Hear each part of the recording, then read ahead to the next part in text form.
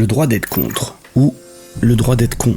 Imaginez la panique si soudainement le peuple décidait de décortiquer le droit et imposait à ses employés, à tous ses fonctionnaires et intervenants, de rendre des comptes sur la transgression de nos libertés fondamentales. La notion de liberté d'expression est de nos jours autant mal comprise que malmenée. La première étape est de vérifier brièvement ce qu'est en principe la liberté d'expression, escale indispensable avant d'observer ce qui en est fait. Désolé pour ceux qui sont allergiques, si l'on veut parler de droit d'être contre, il est bel et bien question de droit, et ce sujet ne peut être traité sans rappel de certains articles et travaux. Je suis sérieux à ce sujet. Cet outil, le droit d'être contre, est très certainement le plus important de notre arsenal offensif. Il est temps de rappeler aux défenseurs de la morale autoproclamée, qui n'ont de cesse de prôner la tolérance, qu'ils ne sont pas dispensés de respecter eux-mêmes une certaine éthique, ni de faire preuve d'un minimum de respect des droits d'autrui. Et cela est valable pour notre État. Il est de notre devoir, ainsi que l'une de nos prérogatives, d'exiger de ces manipulateurs et pions qu'ils restent à leur place lorsque nous nous exprimons au nom de nos droits fondamentaux, qui sont, rappelons-le, les mêmes que les leurs.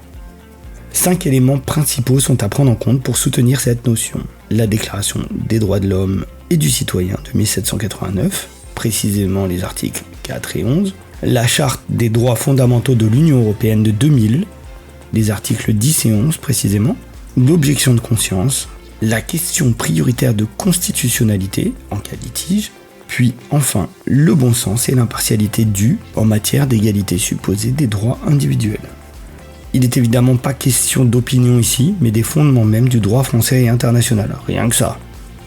En premier lieu, voyons la Déclaration des droits de l'homme et du citoyen, qui traite de la question de liberté d'expression comme suit. L'article 11 nous dit « La libre communication des pensées et des opinions est un des droits les plus précieux de l'homme. Tout citoyen peut donc parler, écrire et imprimer librement, sauf à répondre de l'abus de cette liberté dans les cas déterminés par la loi. » Rappelons d'autre part ce que nous dit la Charte des droits fondamentaux de l'Union européenne. Article 10. La liberté de pensée, de conscience et de religion. Toute personne a droit à la liberté de pensée, de conscience et de religion. Ce droit implique la liberté de changer de religion ou de conviction, ainsi que la liberté de manifester sa religion ou sa conviction, individuellement ou collectivement, en public ou en privé, par le culte, l'enseignement, les pratiques et l'accomplissement des rites. Le droit à l'objection de conscience est reconnu selon les lois nationales qui enregistrent l'exercice. Suivi de l'article 11 sur la liberté d'expression et d'information. Toute personne a le droit à la liberté d'expression. Ce droit comprend la liberté d'opinion et la liberté de recevoir ou communiquer des informations ou des idées sans qu'il puisse y avoir ingérence d'autorité publique et sans considération de frontières. Ensuite, un deuxième point qui précise que la liberté des médias et leur pluralisme sont respectés. Dit comme ça, c'est très drôle, je vous l'accorde, on a du mal à y croire. La seule limite exprimée ici est celle d'une opinion qui serait illégale lorsqu'explicitement interdite par un texte de loi. Cela laisse donc en théorie une marge de manœuvre assez large, à condition que l'interprétation de la loi ne soit pas idéologiquement corrompue. La France est d'ailleurs, et nous verrons cela en détail, un excellent exemple du manque d'impartialité de la justice tant que du traitement médiatique. Ensuite, un article supplémentaire de la Déclaration des droits de l'homme et du citoyen, indissociable du sujet traité. L'article 4 nous stipule que la liberté consiste à pouvoir faire tout ce qui ne nuit pas à autrui. Ainsi, l'exercice des droits naturels de chaque homme n'a de bornes que celles qui assurent aux autres membres de la société la jouissance de ces mêmes droits. Ces bornes ne peuvent être déterminées que par la loi. Celui-ci est sur le papier en tout cas une belle illustration de la justice, autant que d'un principe égalitaire. Si on couple ces articles 4 et 11 de la Déclaration des droits de l'homme, on obtient quelque chose comme « Toute idée ou opinion ne nuisant pas directement à autrui peut être librement formulée et diffusée à l'écrit comme à l'oral. Et tout intervenant dispose des mêmes droits à l'expression que n'importe quel autre citoyen, à l'exception de quelques sujets précisément proscrits par la loi. » Donc ça, c'est un peu un condensé que je fais des 4 articles en question, qui reprend l'intégralité du propos. L'Union européenne précise même, si besoin l'est, que le pluralisme des opinions médiatisées est protégé par sa constitution. Je pense que cela n'est pas loin d'être une des blagues les plus drôles que j'ai pu lire cette année. Et cela devrait faire sourire quiconque à la moindre idée de comment les médias principaux communiquent sur les sujets majeurs. Sans même en faire appel à la jurisprudence d'affaires telle que celle qui a donné lieu à l'arrêt Handyside, Les droits fondamentaux qui sont les nôtres suffisent amplement à permettre à chacun de formuler un avis sur un fait ou une situation. Ces précisions sont très régulièrement utiles pour constater ou non le respect de nos constitutions. Voyons maintenant le prochain outil, qui en principe est à notre disposition, l'objection de conscience. Pour ceux qui ne connaissent pas, il s'agit d'un droit de refuser un acte que sa conscience proscrit. Il peut être légalement acceptable, dans certains cas, de désobéir à la loi au nom de l'obéissance à une loi supérieure, comme la morale, par exemple, ou la protection d'une intégrité. Il est question, en théorie du moins, de disposer d'un ultime recours si la loi ou un ordre émanant d'une hiérarchie prennent le dessus sur une certaine moralité, ou autrement dit, de désacraliser la loi et les règlements qui peuvent être un danger si appliqués en outrepassant les droits fondamentaux individuels. Si la conviction d'éviter un péril est jugée légitime, alors il est possible, encore une fois en théorie, de refuser de se soumettre à une injonction de faire.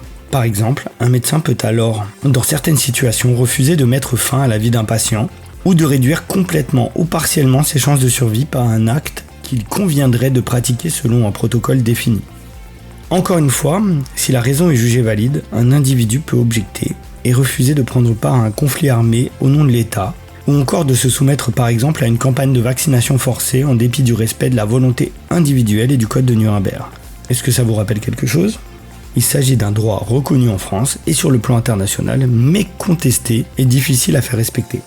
Cette option entre en collision avec le droit, ou bien encore les termes d'un contrat, et il revient alors à la justice de juger de la légitimité ou non de l'objection. L'objection de conscience est supposée protéger un individu pour assurer le respect de la morale ou de ses convictions religieuses. Vient ensuite la notion de question prioritaire de constitutionnalité, ou QPC, qui permet de contester une loi déjà en vigueur, et donc après mise en application de celle-ci. Il s'agit d'une saisine a posteriori. Pour remettre en question le bien fondé d'un jugement, et en particulier de l'article de loi utilisé via une QPC, il faut que l'application de cette loi soit contraire au respect des droits fondamentaux protégés par la Constitution via ce que l'on appelle le bloc de constitutionnalité. Ce bloc est en fait un ensemble qui comprend la Déclaration des droits de l'homme et du citoyen, le préambule de la Constitution de 1946, le préambule et la Constitution de 1958, la Charte de l'environnement de 2004 et les principes fondamentaux reconnus par la loi qui émanent du Conseil constitutionnel lui-même. Cela a son importance, on ne parle pas de petits amendements ou de quelques arrêtés préfectoraux, mais bel et bien du socle des droits fondamentaux qui sont les nôtres. La QPC ne peut être posée que lors d'un procès, en opposition à l'application d'une loi. Cette question sera alors étudiée une première fois par la juridiction du procès, avant d'être transmise, si jugée légitime, au Conseil constitutionnel. Si celui-ci décide que l'application de la loi remise en question n'est pas conforme à la Constitution, alors elle sera abrogée. Vous comprendrez aisément que pour faire prévaloir nos droits individuels, nous sommes abusivement dépendants de l'honnêteté des institutions de justice et aujourd'hui, il est difficile de prétendre qu'il existe toujours une séparation des pouvoirs concrète et fiable.